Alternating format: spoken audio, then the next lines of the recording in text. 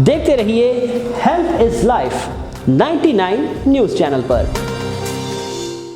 अस्सलाम वालेकुम। चैनल 99 पर प्रोग्राम है हेल्थ इज लाइफ और मैं हूं यासिर अब्बास। जी तो दोस्तों, कैसे हैं आप सब? उम्मीद करता हूं कि जहां कहीं भी होंगे बखैर आफियत होंगे और साथ ही साथ अपनी ज़िंदगी भरपूर अंदाज में गुजार रहे होंगे। नाज़रीन, आज हमने जिस मौजू का इंतखाब किया है वो है बेसिक लाइफ सपोर्ट और इसके अलावा हम बात करेंगे ट्रॉमा केयर के हवाले से। आज हमने मदू किया है हमारे बहुत ही ख़ास मेहमान doctor Abdul Qayyum Amini, assistant professor of surgery, consultant general and trauma surgeon, head of emergency department, Liaquat college of medicine and dentistry. तो आइए दोस्तों, इनसे बात करते हैं। अस्सलाम वालेकुम सर। वालेकुम सलाम। सर कैसे हैं आप? अल्हम्दुलिल्लाह मैं ठीक। डॉक्टर साहब, सबसे पहले तो आपका बहुत बहुत शुक्रिया कि आपने अपनी मसरूफियात में से वक्त निकाला और हमारे शो में तशरीफ़ लाए। और डॉक्टर साहब, आपसे एक सवाल ये भी करना चाहेंगे कि इसी शोबे का इंतखाब क्यों किया? यासिर, बहुत शुक्रिया सबसे पहले तो आपका। और दूसरी बात यह है कि मैं तो अप्रिशिएट करूँगा आपको कि आप हेल्थ अवेयरनेस के हवाले से इतनी कोशिशें कर रहे हैं, जो बहुत ज़रूरी चीज़ है। तो आपको तो बहुत ज़्यादा सताइश और काबिल सताइश है। अच्छा, ये शोबा जो है emergency trauma care basic life support, यूँ समझ लें कि हर शख्स जो भी इस दुनिया में आया है उसको कहीं ना कहीं किसी न किसी हादसे का सामना करना पड़ता है। कोई शख्स ऐसा नहीं मिलेगा जो खुद या उसके घर वाले, उसके लव्ड वंस किसी हादसे के शिकार नहीं हुए हों।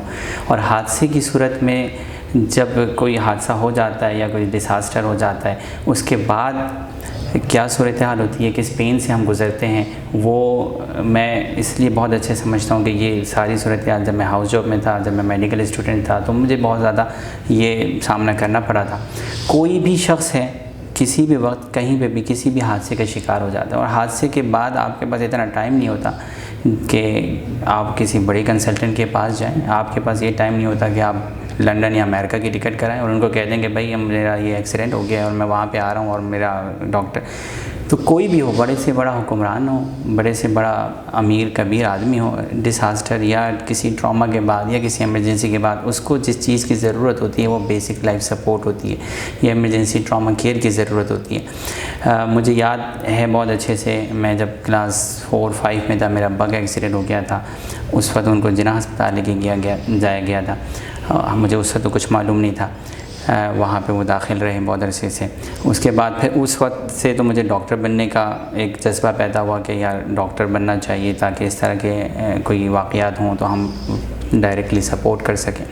फिर ये कि एक दफ़ा और इस तरह का वाक़या हुआ कि मैं हाउस जॉब में था, फिर मेरे वालिद साहब का एक्सीडेंट हुआ, मैंने उनको ख़ुद रिसीव किया इमरजेंसी में। तो इस तरह से इन वाक़यात और हादसात को देखते देखते मेरा ख़ास इंटरेस्ट है इमरजेंसी में, ट्रॉमा में। वैसे बाय प्रोफेशन तो मैं जनरल ट्रॉमा सर्जन हूँ, लेकिन हादसात और इमरजेंसीज़ को डील करते करते यूँ समझ लें हादसाती तौर पर भी मैं इमरजेंसी डिपार्टमेंट में ही हेड ऑफ द डिपार्टमेंट के तौर पर काम कर रहा हूँ।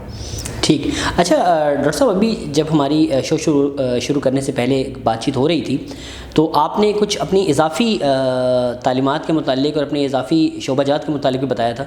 तो मैं चाहूँगा कि आप हमारे नाज़रीन को वो भी बताइए कि क्या क्या कुछ आप कर चुके हैं और आगे करना चाहते हैं।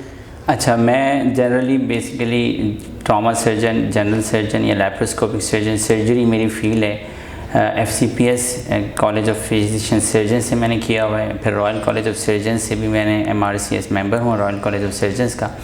प्राइमरी ट्रॉमा केयर और बेसिक लाइफ सपोर्ट के कोर्सेज़ किए हुए, साथ साथ अमेरिकन हार्ट एसोसिएशन के advance cardiovascular life support provider हूँ। अमेरिकन कॉलेज ऑफ सर्जरी से मैं advance trauma life support provider हूँ।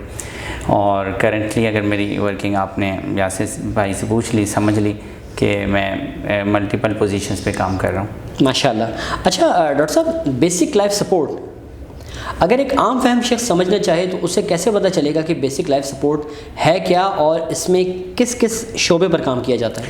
बेसिक लाइफ सपोर्ट वो बुनियादी चीज़ें हैं जिसका समझना, जिसका जानना हर शख्स के लिए बहुत ज़रूरी है। बेसिक लाइफ सपोर्ट की ज़रूरत उस वक्त आती है जब कोई शख्स अचानक से बैठे बैठे कोलैप्स हो जाए, उसको अचानक से कोई हार्ट अटैक आ जाए या वो अचानक से बेहोश हो जाए। उस मौके पे क्या करना चाहिए?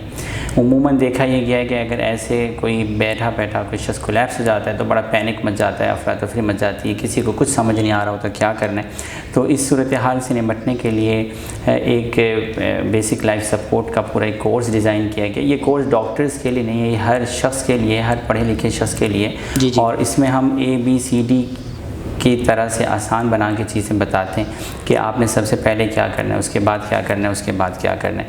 तो डेवलप्ड वर्ल्ड की बात करें, आप अच्छी कंट्रीज़ की बात करें तो basic life support is for all. और मेरे ख्याल में बेसिक लाइफ सपोर्ट और फर्स्ट एड की ट्रेनिंग हर एक को मिलनी चाहिए। क्यों? वजह यह है कि ज़्यादातर हार्ट अटैक घरों में होते हैं या मार्केट्स में या होटल्स में, ऐसी जगहों पे होते हैं जहाँ पे कोई डॉक्टर मौजूद नहीं होता। वहाँ पे वही शख्स मौजूद होता है जो उसका नियर एंड डियर हो या जो इसके आसपास काम कर रहा हो या मौजूद हो। और ऐसे मौके पे जो चीज़ सबसे ज़्यादा इम्पॉर्टेंट होती है वो होता है वक्त। हार्ट अटैक के फ़ौरन बाद अगर उसको इब्तिदाई तिब्बी इमदाद मिल जाए तो बहुत सारी कीमती जानें बचाई जा सकती हैं। हार्ट अटैक का मतलब ये होता है कि किसी भी शिद्दत गम में या खौफ की शिद्दत से या किसी बीमारी की वजह से दिल की नालियों में, शरियानों में क्लॉट आने की वजह से दिल की हरकत एकदम से बंद हो जाती है, हरकत क़ल्ब एकदम से बंद हो जाती है। जब हरकत क़ल्ब बंद हो जाए, जिसको कार्डियक अरेस्ट कहते हैं, तो उसके बाद 10-15 मिनट बहुत इंपॉर्टेंट होते हैं। हमारी जो गाइडलाइंस हैं वो हमें बताती हैं कि हर 1 मिनट कार्डियक अरेस्ट के बाद हर 1 मिनट विदाउट CPR, यानी कि CPR अगर हम स्टार्ट ना करें, मैं बताऊंगा कि CPR क्या है। तो every minute without CPR decreases the chances of survival by 10%। यानी कि अगर आपने CPR स्टार्ट नहीं किया और इब्तिदाई तिब्बी इमदाद स्टार्ट नहीं की तो हर मिनट में वो शख्स 10% ज़िंदगी से दूर हो जाएगा और मौत से करीब हो जाएगा। इसका मतलब ये है कि 10 मिनट गुजार दिया आपने तो 10 मिनट के बाद उसको बचाना बहुत मुश्किल हो जाएगा, क्योंकि अगर हरकत क़ल्ब बंद हो गई तो उसके दिमाग की जो खून की सप्लाई है वो बंद हो गई, उसके सारे आज़ा काम करना छोड़ देंगे और 10 मिनट तक अगर उसको ऑक्सीजन नहीं मिली दिमाग को और ऑक्सीजन या ग्लूकोज नहीं मिला तो वो काम करना छोड़ देगा। तो इस वजह से ये बेसिक लाइफ सपोर्ट के प्रिंसिपल्स डिज़ाइन किए गए हैं कि हर एक शख्स को पता होना चाहिए और उसको ये इसकी प्रैक्टिस होनी चाहिए। ठीक। अच्छा डॉक्टर साहब, अभी आपने एक टर्म यूज़ की विच इज़ CPR, तो मैं चाहूँगा कि आप हमारे नाज़रीन को बताइए कि CPR क्या है। CPR का जो मतलब है इंग्लिश में कार्डियो पल्मोनरी रिससिटेशन कहते हैं, यानी कि किसी की हरकत क़ल्ब बंद हो जाने के बाद उसकी हार्ट को दोबारा से रीस्टार्ट करना और उसके लंग्स में ब्लड पहुंचाना और उसको ऑक्सीजनेट करना और उसके दिमाग में ब्लड पहुंचाना, ये सारा काम होता है CPR के ज़रिए। इसको कार्डियो पल्मोनरी रिससिटेशन कहते हैं। और ये किया कैसे जाता है कि अगर किसी को अचानक से इस तरह का अटैक आया है, हार्ट अटैक, या अचानक से कोई पेशेंट कोलैप्स हो गया है, तो उसके सीने पे दबाव दिया जाता है। उसकी ख़ास टेक्निक है कि उसके सीने के ऊपर चढ़ के और उसके मिड जो बोन है स्टर्नम, उसके ऊपर दोनों हाथों से प्रेशर दे के एक ख़ास रफ्तार से दिल की धड़कन को बहाल किया जाता है। वो रफ्तार कम से कम 100 दफ़ा 1 मिनट में 100 दफ़ा यानी कि 100 बीट्स पर मिनट होनी चाहिए और उसका प्रेशर भी इतना होना चाहिए कि वो हार्ट को पंप करवाए। तो ये एक मैनुअल तरीक़ा है कि हम इसको हार्ट को चलता रखें और उसको उसकी मैनुअल वर्किंग रखें ताकि जो सप्लाई ब्रेन की मुतासिर हुई है ब्रेन को हमारा ब्लड पहुंचता रहे। और इस दौरान हम एम्बू बैग से या माउथ टू माउथ या माउथ टू मास्क ब्रीथिंग के ज़रिए हर 30 कंप्रेशंस के बाद 2 दफ़ा सांस भी देते हैं ताकि उसको ऑक्सीजन भी मिलती रहे। तो ये 30:2 का रेशो होता है कि चेस्ट कंप्रेशंस दे रहे हैं और उसको 2 रेस्क्यू ब्रेथ्स दे रहे हैं। तो ये जो सिलसिला होता है कि कंप्रेशंस, चेस्ट कंप्रेशंस हैं और रेस्क्यू ब्रेथ्स हैं, इसको हम CPR कहते हैं। तो अगर किसी को भी आपको लगता है कि वो अचानक से कोलैप्स हुआ या अचानक से इसको हार्ट अटैक आया, जो कि बड़ा कॉमन है, हर शख्स इन सूरत-ए-हाल से गुजरता है, तो अगर किसी को लगता है कि इसको हार्ट अटैक आया है और इसको फौरी तौर पे हॉस्पिटल लेके जाना है, तो हॉस्पिटल के लिए आपने कॉल तो करनी है इमरजेंसी, लेकिन आपने CPR स्टार्ट कर देना है ताकि उसका हार्ट अगर किसी वजह से स्टॉप हो गया तो दोबारा काम करना शुरू हो जाए।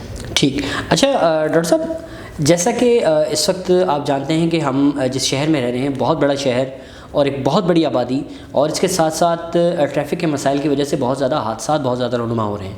तो रोड एक्सीडेंट्स के हवाले से मैं चाहूँगा कि आप एक तो इसकी अवेयरनेस पर भी रोशनी डालें और साथ ही साथ हमें बताएं कि रोड ट्रैफिक एक्सीडेंट अगर हो तो ऐसी सूरत हाल में क्या करना चाहिए।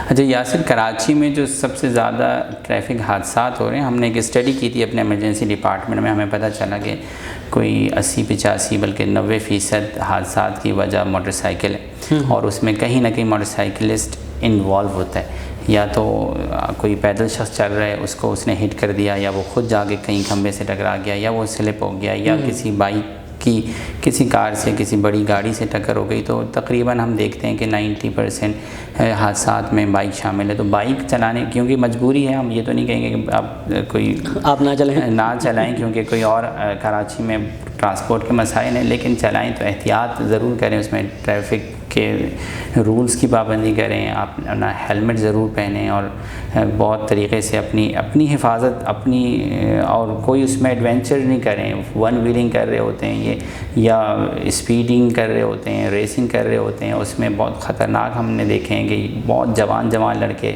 मौके पर ही एक्सपायर हो जाते हैं। बिल्कुल। उनको तो शायद इतना दर्द नहीं होता होगा जितना कि फिर उनके वालिदैन को दर्द होता है। तो अपने लिए, अपने वालिदैन के लिए ट्रैफिक रूल्स का ख्याल करें, ओवर स्पीडिंग, ओवरटेकिंग, इन चीज़ों से परहेज़ करें, अपना हेलमेट ज़रूर रखें, ज़रूर पहनें।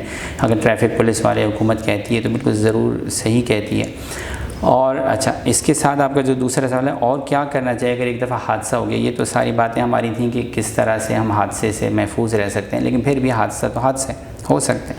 अगर हादसा हो जाए तो क्या करना चाहिए, अगेन मैं बताऊंगा कि इसमें प्राइमरी ट्रॉमा केयर के प्रिंसिपल्स आ जाते हैं, और ये भी वो चीज़ें हैं जो बहुत आसान चीज़ें हैं। इसमें ABCD के रूल्स हैं। A से आता है एयरवे, B से ब्रीथिंग, C से सर्कुलेशन।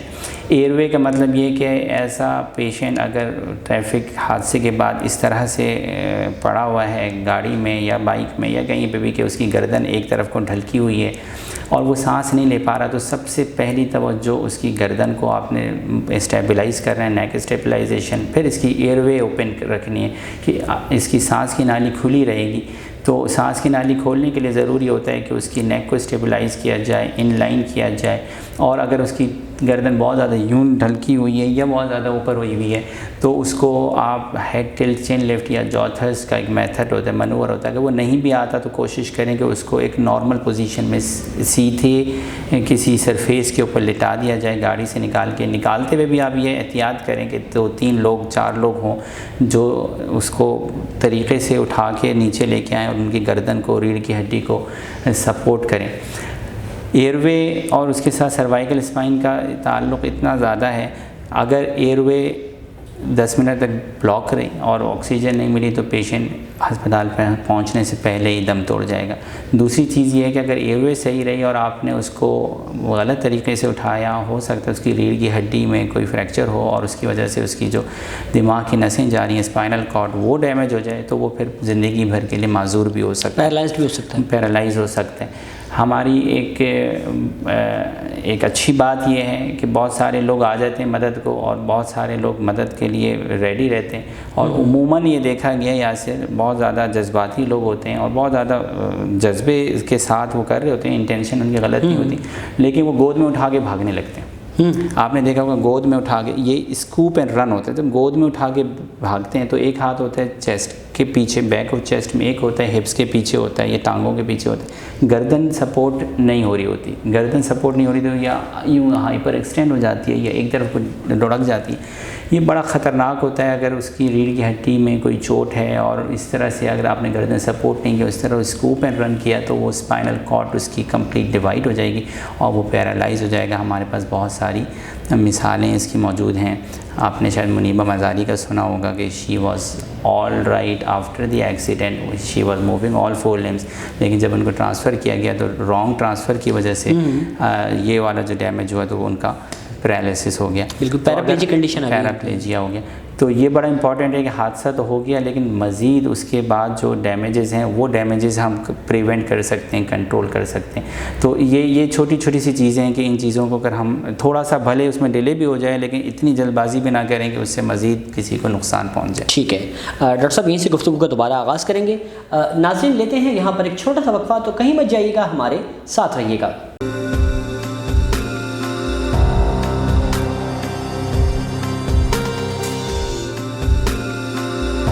देखते रहिए health is life 99 news channel पर। मैं हूं यूनुस खान। जिंदगी में कुछ फैसले मुनासिब वक्त पे किए जाते हैं, जैसे कि मेरा ये फैसला जो मैंने सही वक्त में किया। अम्मार आइकॉन टावर, बेहतर बेहतरीन लोकेशन, बेहतरीन रिहायशी project Ammar icon tower, north Karachi 4 के चौरंगी गुलशन कनीस फातिमा सोसाइटी में 300 फुट चौड़े मेन रोड से मुत्तसिल, जहां है दौरे जदीद के तमाम सहूलियात।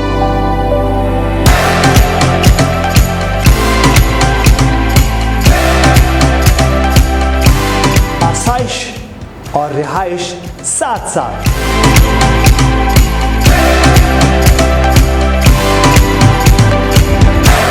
तामीराती काम तेजी से जारी। पहले विजिट करें, फिर फैसला करें।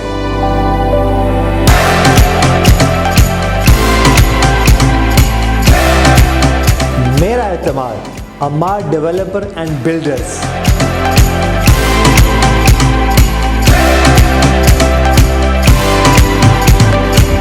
मैंने तो बुक करा लिया है और आपने बुकिंग सिर्फ 45,000 से और माहाना किस्त सिर्फ 12,000। अभी बुकिंग कराएं अम्मार आइकॉन टावर्स में और मोटरसाइकिल साथ ले जाएं, वो भी बिल्कुल फ्री। बुकिंग और दीगर तफसीलात के लिए अभी राब्ता करें मार्केटिंग की दुनिया का मारूफ नाम TI marketing network. Cell number 0309 222 9914 0330 3587 119, phone number 021 364 03312 and 4।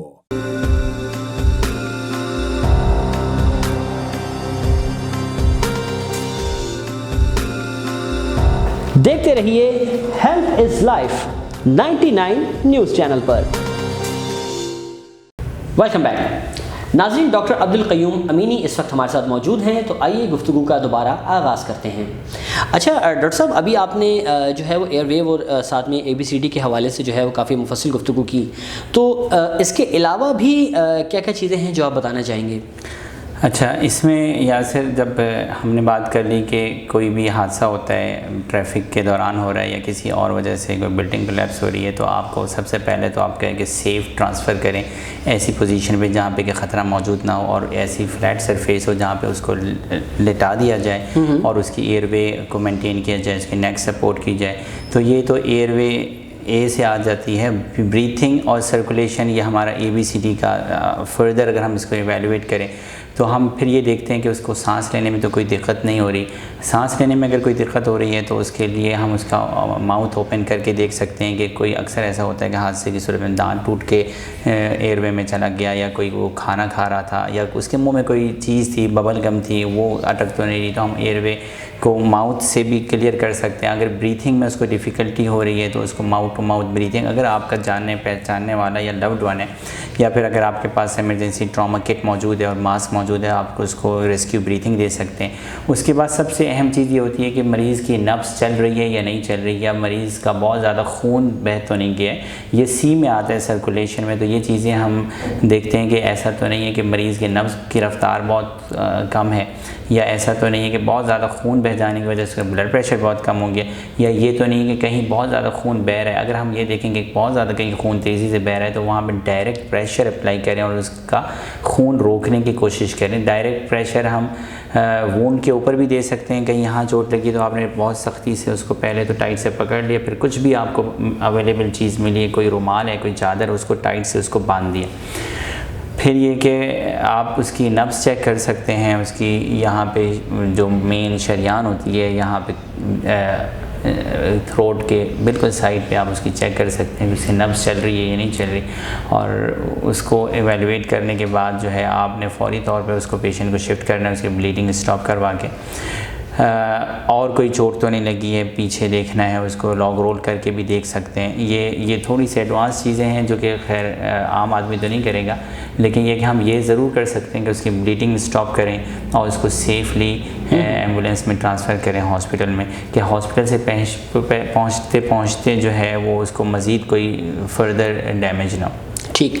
अच्छा डॉक्टर साहब, बर्न केसेस के हवाले से अगर बात की जाए, यानी अगर कहीं आग लग जाती है तो ऐसी सूरत हाल में जो है वो क्या करना चाहिए? यासिर बहुत अच्छा सवाल किया है और बहुत हालात के हिसाब से, वाक़यात के हिसाब से बहुत ज़रूरी है लोगों को ये समझना और जानना कि अगर किसी को आग लग जाए, कभी कभी ख़वातीन को किचन में काम करते हुए आग लग जाती है, कभी किसी जगह पे कोई सिलेंडर ब्लास्ट हो जाता है तो आग शॉर्ट लग जाती है। सर्किट का बहुत ज़्यादा नाम सुनने में आता है सर। ये चीज़ें अगर किसी को आग लग जाती है तो हम ये देखते हैं कि एक पैनिक होता है और वो परेशान होता है, वो बंदा इधर से उधर भाग रहा होता है, वो यहाँ भागेगा वहाँ भागेगा, मदद के लिए पुकार रहा होगा। अगर आग बहुत ज़्यादा होती है तो दूसरे लोग भी उससे दूर भाग रहे होते हैं, वो उसके करीब नहीं आते कि हमें ना आग लग जाए, और वो इधर उधर भाग रहा होता है। तो एक पैनिक की सिचुएशन होती है।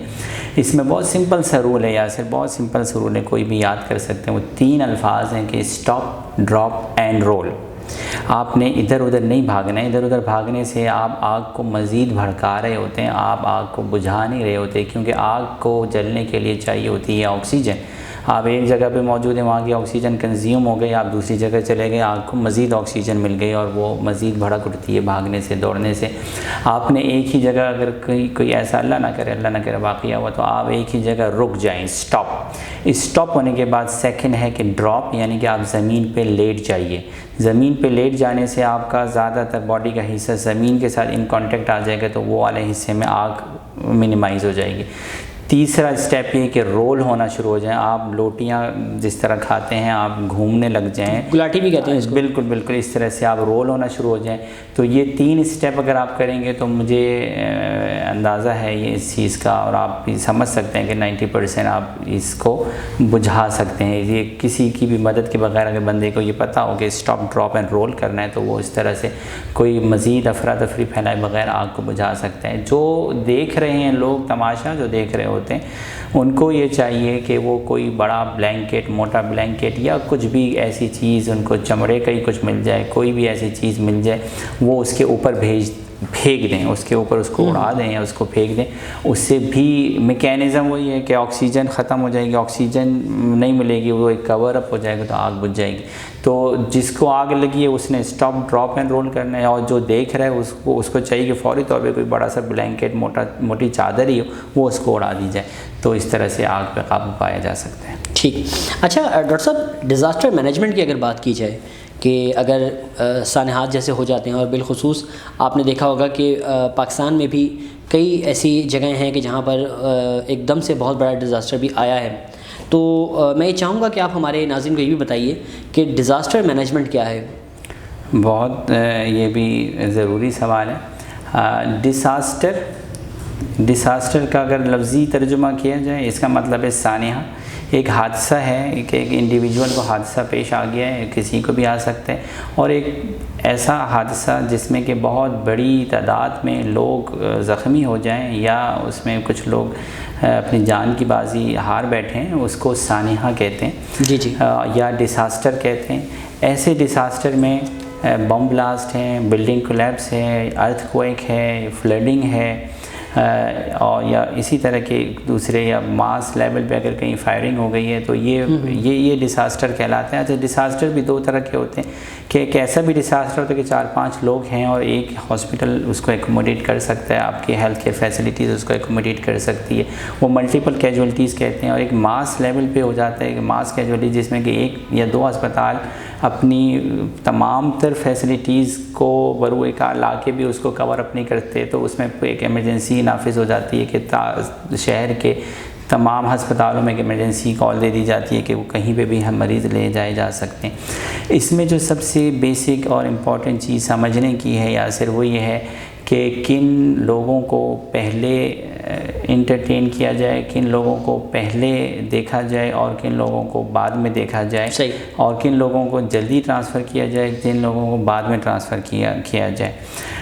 कोई भी हादसा होता है या सानिहा इस तरह का होता है, बम ब्लास्ट, उसमें एक try model pattern of death describe करते हैं हम लोग। Try model pattern of death ये होता है कि एक अगर कोई धमाका हुआ है या अर्थक्वेक आया या कुछ भी हुआ है, तो कुछ लोग ऐसे हैं जो मौके पर ही जाँ बहक हो जाएंगे, कुछ लोग ऐसे हैं जो बहुत सीरियस उनको इंजरीज़ होंगी, उनको अगर आप 1-2 घंटे में अगर इब्तिदाई तिब्बी इमदाद दे दें तो उनकी जान बचाई जा सकती। और फिर कुछ लोग ऐसे होते हैं जिनको बहुत ज़्यादा सीरियस इंजरीज़ नहीं होती हैं, लेकिन ऐसी इंजरीज़ होती हैं कि उनकी कॉम्प्लिकेशंस की वजह से अगर वो सही से मैनेज ना हो तो कुछ अरसे के बाद उनको या तो वो एक्सपायर हो जाएंगे या कुछ अरसे के बाद उनको कोई मज़ीद कॉम्प्लिकेशन डेवलप हो जाएगी। हमारा जो डिसास्टर मैनेजमेंट का बेसिक मकसद होता है वो उन लोगों को बचाना होता है जो बचाए जा सकते हैं। इसमें हम ट्राइएज करते हैं। ट्राइएज की टर्मिनोलॉजी यूज़ होती है जिसका मकसद ये होता है कि हम आसान अल्फाज में बोलो तो मरीज़ों की छांटी कर लें और उनको हम लेबल कर लेते हैं। इसको सॉर्ट आउट करना होता है, उनको लेबल करते हैं कलर कोडिंग से। कलर कोडिंग से लेबल करने का भी मकसद ये होता है कि बहुत ही मास लेवल के ऊपर लोगों को पता हो कि अगर वो पढ़ा लिखा ना भी हो उसको रेड लेबल नज़र आ जाए, उसको पता है कि इसको इमीडिएटली केयर की ज़रूरत है।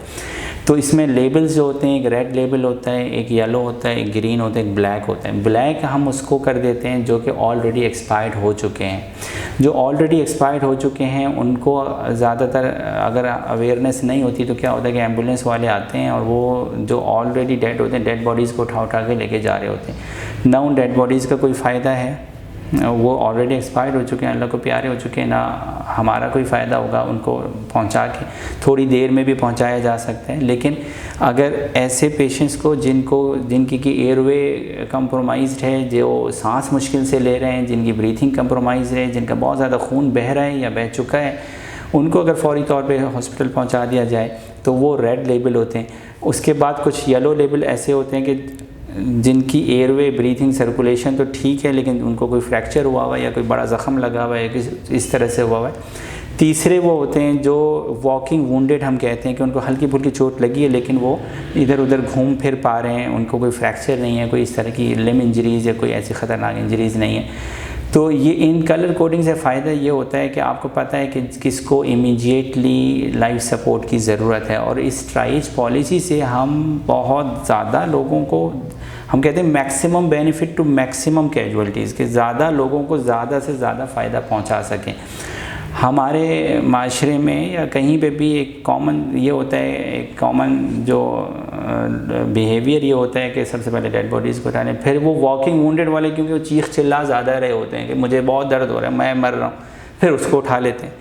जो बेचारे बात ही नहीं कर सक रहे होते, मुश्किल से सांस ले रहे होते हैं, उनको मुश्किल से उनके पास 1 घंटा होता है, उनको कोई नहीं देख रहा होता।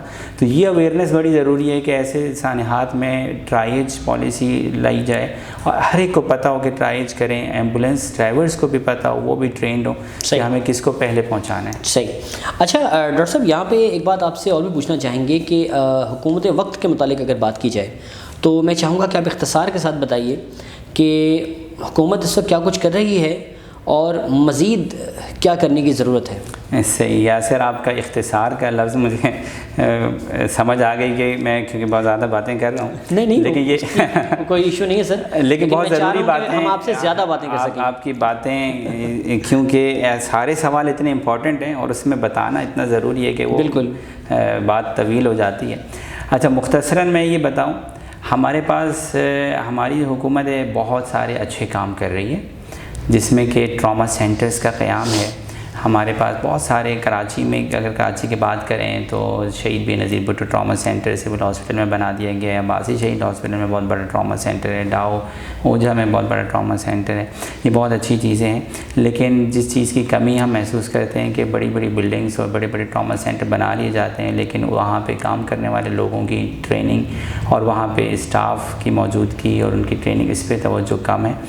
तो मैं तो यही चाहूँगा कि ऐसी ट्रेनिंग्स दी जाएं, ऐसे लोग तैयार किए जाएं, ऐसी ट्रॉमा टीम तैयार की जाए जो कि न सिर्फ कि हस्पतालों में, ट्रॉमा सेंटर्स में अच्छे से काम करे, बल्कि कहीं पर अगर हादसा हो तो वो रेस्क्यू टीम वहाँ पे पहुँच के उन ज़ख्मियों को की डायरेक्टली और उनको during transfer to the hospital भी उनको इमरजेंसी केयर प्रोवाइड कर सके। इसमें यासिर एक बहुत इंपॉर्टेंट बात यह है और जिसकी बहुत ज़्यादा कमी महसूस होती है, बाहर डेवलप्ड वर्ल्ड में आपको अभी भी आपको भी पता होगा, हर एक को पता है कि एक नंबर होता है 911, उन्होंने रेस्क्यू 911 करना होता है। यहाँ पे हादसात हो जाएं, सानेहात हो जाएं, जो भी हो जाए, हमें तो याद ही नहीं आ रहा होता कौन सा नंबर, एडी का नंबर अलग है, छीपा का अलग है, और गवर्नमेंट का तो कोई नंबर ही नहीं है। तो मैं ये गुजारिश करना चाहूँगा, अब ये अभी डिजिटल पाकिस्तान की बातें हो रही हैं कि डिजिटलाइज़ करेंगे, प्राइम मिनिस्टर साहब से कहूँगा कि आप सबसे पहले ये काम तो प्लीज़ कर दें कि यूनिवर्सल रेस्क्यू नंबर हो जिस पे कि कॉल करें, और फिर ये सिर्फ नंबर ना हो, एक रेस्क्यू टीम हो और वो रेस्क्यू टीम कनेक्टेड हो, सारे हॉस्पिटल्स के साथ कनेक्टेड हो, सारी एम्बुलेंसेस के साथ कनेक्टेड हो। हमारे पास वर्ल्ड की सबसे बड़ी एम्बुलेंस सर्विसेज मौजूद हैं, लेकिन सारों को एक पॉइंट पे लेके अगर आ गए हम और एक नंबर से कनेक्ट कर दिया तो जो भी नियरेस्ट एम्बुलेंस होगी वो उनको कैरी करेगी, और उसमें फिर rescue team properly trend rescue team मौजूद हो। तो वो रेस्क्यू टीम क्यों हमारे पास जो कमी है, मैं फिर आपको पर क्लियरली बताऊं कि कमी क्या है। हमारी जो एम्बुलेंसेस दुनिया की सबसे बड़ी एम्बुलेंस सर्विस हमारे पास मौजूद है, लेकिन these ambulances are not equipped. सही, ये जस्ट कैरिंग व्हीकल्स हैं, इसमें सिर्फ एक ड्राइवर मौजूद होता है, और वो ड्राइवर भी बहुत मुश्किल से शायद उर्दू के 2 लफ्ज़ पढ़ना जानता होगा, उसको नहीं पता होता कैसे उठाना है, उसको नहीं पता होता कैसे रिससिलेट करें। These ambulance just carrying vehicles. तो हमें ज़रूरत है कि हम उन एम्बुलेंस ड्राइवर्स को भी ट्रेनिंग दें, उनको बेसिक लाइफ सपोर्ट की ट्रेनिंग दें, उनको प्राइमरी ट्रॉमा केयर की सब ट्रेनिंग दें, और दूसरी तरफ हम ये भी कर सकते हैं कि ट्रेन डॉक्टर्स को, रेस्क्यू टीम को उनके साथ अटैच करवा देंगे, वो रेस्क्यू टीम मौजूद हो। ये काम अमन एम्बुलेंस जो अब सिंध रेस्क्यू में है, वो कुछ एम्बुलेंसेस हमें पता है कि वो बड़ी इक्विप्ड होती हैं, उसमें ऑक्सीजन भी होती है, उसमें मास्क होते हैं, उसमें ट्रेंड लोग होते हैं। तो इस तरह इसी बेसिस के ऊपर तमाम एम्बुलेंस सर्विसेज मौजूद हैं, एम्बुलेंसेज मौजूद हैं, इंफ्रास्ट्रक्चर मौजूद है, उसको थोड़ा सा रिफाइन करने की अपग्रेड हो जाए तो ज़्यादा अच्छा, अपग्रेड हो जाए। बिल्कुल बिल्कुल बिल्कुल। अच्छा डॉक्टर साहब, जैसा कि आप जानते हैं कि किसी भी शोबे में तरक्की जब आप करते हैं, इवन ज़िंदगी किसी भी मकाम पर जाते हैं, असातिज़ा का बहुत बड़ा रोल होता है। तो अपने असातिज़ा के मुतालिक क्या कहना चाहेंगे? यासिर, बड़ा इमोशनल सवाल है। असातिज़ा और वालिदैन वो वाहिद हस्तियाँ होती हैं जो आपकी तरक्की पे खुश होती हैं और आपको अपने से आगे बढ़ते हुए देखना चाह रहे होते हैं। तो असातिज़ा का जो रोल है, उनकी जो खिदमात हैं, उनकी जो मोहब्बतें हैं, उनका तो हम यूँ समझ लेंगे हज़ारवां लाखवां हिस्सा भी उनका हक़ नहीं अदा कर सकते। लेकिन ये ज़रूर है, मैं उनको एक दिल से सलाम और ताज़ीम पेश करूँगा अपने असातिज़ा को, क्योंकि किसी भी शख्स को ऊपर लेके जाने में सबसे बड़ा रोल असातिज़ा का, वालिदैन का होता है। बिल्कुल। अच्छा डॉक्टर साहब, चूँकि इस वक्त हम प्रोग्राम के आखिरी हिस्से में दाखिल हो चुके हैं, तो मैं चाहूँगा कि एक ख़ास पैगाम जो आप हमारे नाज़रीन को देना चाहें। अच्छा, नाज़रीन के लिए ख़ास पैगाम ये है, हमारी कौम अब इस मरहले पे पहुँच चुकी है कि ये तमाशबीन कौम बन चुकी है। कहीं पे भी हादसा होता है तो पहले तो खैर सिर्फ खुद तमाशा देखा करते थे, 10 लोग आ जाएंगे, 20 लोग आ जाएंगे, 100 लोग आ जाएंगे और खड़े होकर तमाशा देखते रहेंगे। और अब मज़ीद इसमें इजाफा यासर क्या हो गया, मोबाइल फ़ोन ने कर दिया। मोबाइल फ़ोन में हर एक में कैमरा मौजूद है, वो फिर वीडियोज़ बनाने लग जाते हैं, फिर वो वीडियोज़ बना के सोशल मीडिया पर डाल देते हैं। और आप ख़ुद सोचें कि इस तरह की ख़तरनाक वीडियोज़, किसी का खून बह रहा है, कोई तड़प रहा है, तो वो वीडियोज़ कुछ कमज़ोर दिल के लोग देखते हैं, उनको हार्ट अटैक हो सकता है, उनके लव्ड वंस तक वो पहुंच जाए, उनके ऊपर क्या बीतेगी। आप कहीं चाहेंगे कि आप कहीं रोड पे गिरे पड़े, आपका खून बह रहा है और आपकी वीडियोज़ जो हैं पूरे दुनिया में फैल रही हूँ, वायरल हो रही हूँ। तो बराए मेहरबानी तमाशा देखने से गुरेज़ करें। अगर आप कुछ कर सकते हैं तो वहाँ जाएँ, वरना आप खामोशी से निकल जाइए। ये आपका बहुत बड़ा एक किरदार होगा। खामोशी से निकल जाने का फ़ायदा ये होगा कि कोई रेस्क्यू टीम आएगी या कोई ऐसा शख्स आएगा जो कुछ कर सकता है, तो उसको जगह मिल जाएगी, वो जाके उसको कुछ कर सकते हैं। आप क्या कर सकते हैं, आप फ़ौरन एम्बुलेंस को कॉल कर देंगे, यहाँ पे ये ट्रैफिक हादसा हुआ है, आप कुछ और कर दें, लेकिन वहाँ पे खड़े हो गए जमघट्टा लगाने से कोई फ़ायदा नहीं। अगर आप कुछ कर सकते हैं, आप ट्रेन हैं तो आप ज़रूर जाएं। आप कुछ नहीं कर सकते तो आप वहाँ पे तमाशा देखने के लिए। और हमने देखा है, बहुत मुझे अफसोस होता है, गाड़ियाँ रुक जाती हैं, ट्रैफिक जैम हो जाती है, बिल्कुल ऐसा ही, और गाड़ियाँ रोक रोक के लोग देख रहे होते हैं तमाशा। उससे नुकसान क्या होता है, एम्बुलेंस भी नहीं आ सकती, रेस्क्यू का काम रुक जाता है, रेस्क्यू की चीज़ें मुतासर हो जाती हैं। बिल्कुल। अच्छा यासिर, एक और चीज़ इम्पॉर्टेंट ये है कि जैसे ये बेसिक लाइफ सपोर्ट है, दुनिया भर में आम लोगों के लिए है। सही, हमारे पास पढ़े लिखे लोगों को भी नहीं आता, कोई आइडिया ही नहीं है। तो मैं ये एक रिकमेंडेशन आपके तरफ से, आपके प्रोग्राम की तरफ से ये देना चाहूँगा कि हर स्कूल में, हर कॉलेज में ये चीज़ मैंडेटरी हो जानी चाहिए। बिल्कुल। मिसाल के तौर पे हमारा जो बेसिक लाइफ सपोर्ट का कोर्स होता है provider, basic life support provider course होता है, वो 2 साल के लिए वैलिड होता है अमेरिकन हार्ट एसोसिएशन की तरफ से, या लोकल भी हम करवाते होते हैं। आप ये क्यों नहीं कर सकते कि मैट्रिक की डिग्री उस वक्त तक नहीं मिलेगी जब तक कि वो बेसिक लाइफ सपोर्ट का कोर्स कंप्लीट ना करें। 1 दिन का कोर्स है, 4 से 5 घंटे आपने सीखने। फिर आप इंटर की डिग्री, HSC की डिग्री नहीं मिल सकती, उस वक्त तक नहीं मिलेगी जब तक आप दोबारा रिपीट ना कर लें बेसिक लाइफ सपोर्ट। फिर इसी तरह BSc में पहुंच जाएं, मास्टर्स में पहुंच जाएं, हर 2 साल में हर एक को रिपीट करना चाहिए। और ये जो डिग्रीज़ हैं वो उस वक्त तक मिले ही ना, आप इसको पाबंद कर दें। और इस तरह से जो अवेयरनेस, सिर्फ ये अवेयरनेस नहीं होगी, फिर ऐसी चीज़ होगी कि आपने एक टीम तैयार कर दी और जितने भी पढ़े लिखे लोग हैं उनको ये पता होगा कि यार कभी कोई इमरजेंसी हो गई और कोई ट्रॉमा हो गया तो मैंने उस टाइम पे क्या करना है। ये बहुत बड़ा काम हो सकता है और इसमें कोई बहुत बड़ी इन्वेस्टमेंट की ज़रूरत नहीं है। ठीक, डॉक्टर साहब आपका बहुत बहुत शुक्रिया कि आपने अपनी मसरूफियात में से वक्त निकाला। एक बार फिर इंतहाई मशकूर, इंतहाई ममनून कि आपने हमें वक्त दिया। बहुत शुक्रिया, थैंक यू सो मच। जी हाँ नाज़रीन, ये थे doctor Abdul Qayyum Amini, assistant professor consultant head of emergency department, Liaquat college of medical and dentistry. आपको हमारा प्रोग्राम कैसा लगा, अपनी राय का इजहार ज़रूर कीजिएगा। और साथ ही साथ एक अपील कि अगर अभी तक आपने हमारा चैनल सब्सक्राइब नहीं किया तो उसे ज़रूर सब्सक्राइब कीजिए और साथ ही साथ बेल आइकन को लाजमी दबाइए ताकि हमारा हर नया नोटिफिकेशन आप तक बर वक्त पहुँच सके। अपने मेज़बान यासिर अब्बास को दीजिए इजाज़त। अल्लाह हाफ़िज़।